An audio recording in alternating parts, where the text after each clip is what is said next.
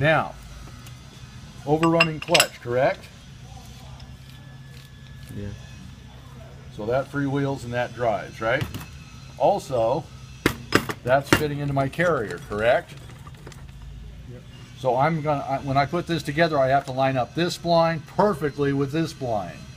Remember when you were trying to pry these off and some of them came up nice and some of them, you know, pry bars? Well, there was drag, you know, these were like, instead of being like this, they were like that. Just a little off to where the spline doesn't have room. Are we good? Okay. Now, on all of your transmissions, you all had less than 2 thousandths end play on the back, right? That is the, that's the shim to determine your rear end play on this. I've never changed one of these in my life. Apparently, they're all right and they all stay right. It's never been an issue. Okay. Does everybody remember how this came out? It was upside down. He grabbed it with his snap ring pliers and just spun it out. You can probably do that barehanded almost. Okay. Now, what do you see here? You see a double set of rollers, right? So that's twice as strong as just one set of rollers? Yep. Yes, it is. Okay. And there's your bearing on the back, so that I don't have to take off or check or anything.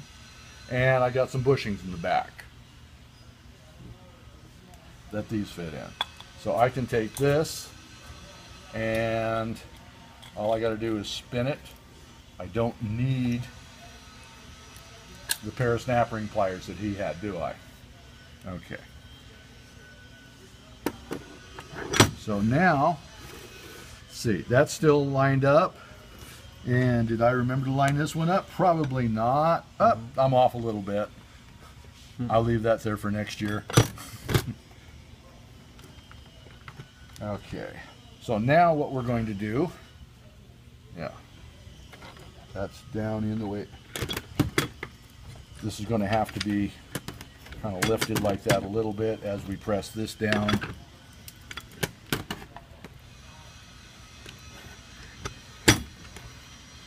And this is a little bit tighter fitting. So what we're going to do now is we are going to take this back over, put it in the press.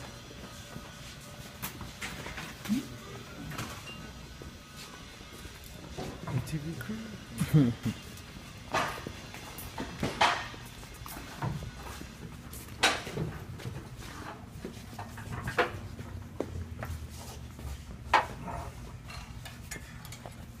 What did I have?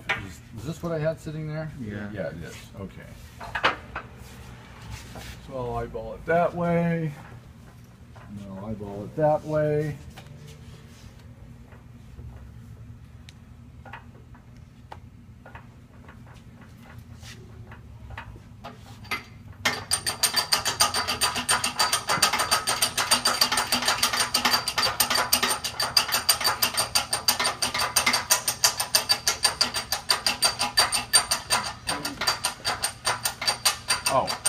Somebody go grab me that intermediate shaft off the table that I left over there.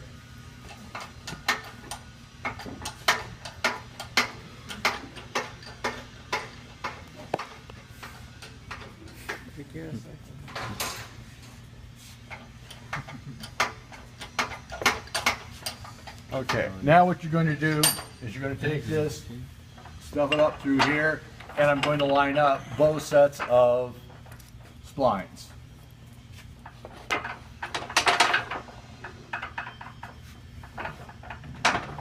Okay.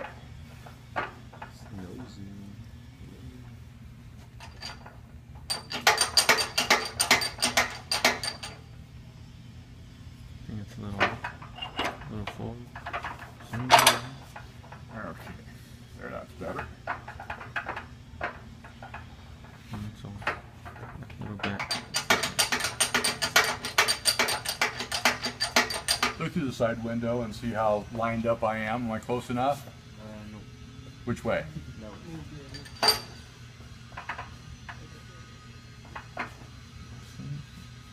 Okay. Lines are all lined up. So now I can push this down.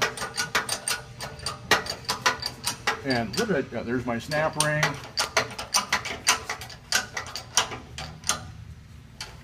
And if you can keep some tension on that while I put the snap ring in, this part you can usually do by hand.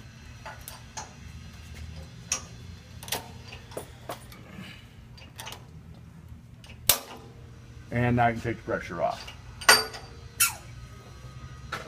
And we're good.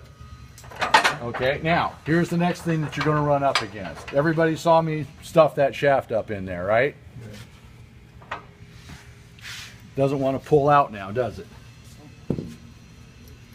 Okay. Why?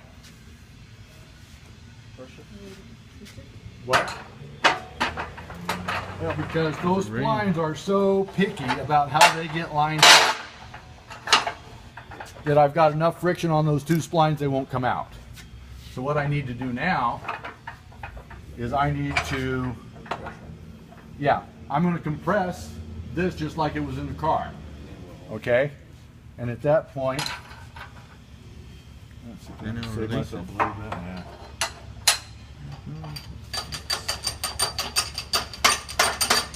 Oh, yeah, that'll make a difference.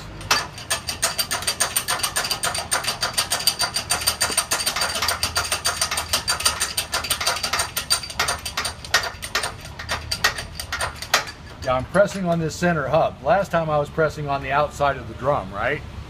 Okay. Well, now I'm going to be pressing against the spring. I don't have to be perfectly lined up with this.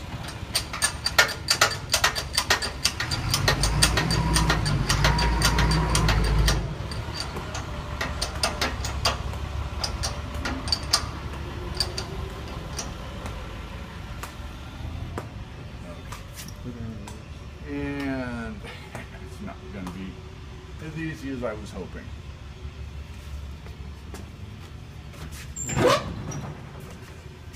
What happened?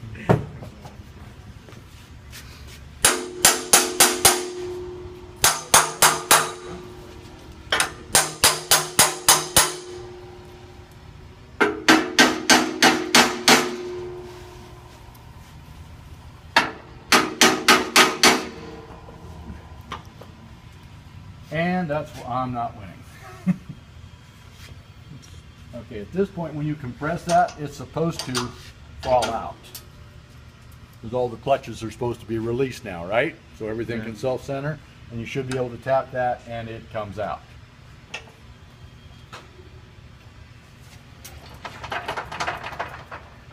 I might get lucky, I might not. I'm going to leave that in there for the next person who's going to do this. And I'm also going to tell you,